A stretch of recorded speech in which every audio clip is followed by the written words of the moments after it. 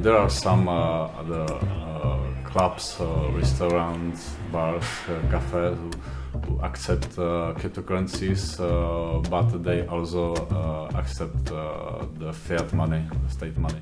We are crypto only.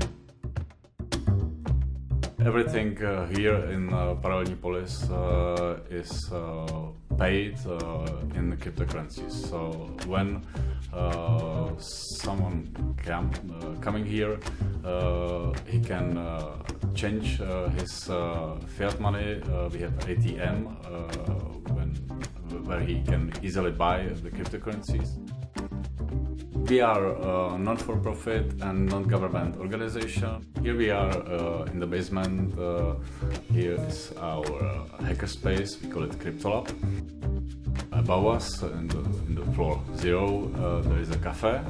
In the first floor, there is a co-working space where some freelancers or digital nomads can rent the table. And in our last floor, there is our largest venue. We call it Institute of Crypto Anarchy, and we organizing there some lectures. The whole building is based on anarchy, but we don't use the word anarchy as a word for that. It doesn't mean that there are no rules. It means that there are no rulers. There is a connection between cryptocurrencies and freedom, because with the cryptocurrency you are your own bank and you don't need to rely on someone else, or you don't need to trust to someone else. For example, if you want to do business with someone else, you are free to do it without any third party. So there is no regulation. There is no control, and for my point of view, it's freedom. You can send it to anyone without any permission. You can receive it from anyone without permission.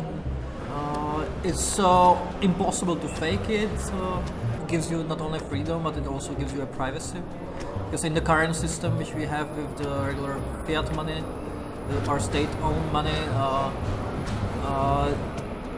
the state is monitoring what you buy, what you sell, how much money you have, and you can be sure that your choices in life, your free will, is not influenced by someone else. I like this place because it's one of the few that I know of, I mean worldwide, that is kind of like living by the crypto anarchist rules. This is one of the few places that I know of that is actually like working on them, trying out what is feasible, what we can build. It's a great experiment to find out if it's possible to build parallel structures, parallel to state, not to fight the state. We always said that we are parallel police, not contra police. So we would like to, let's say, create the competition.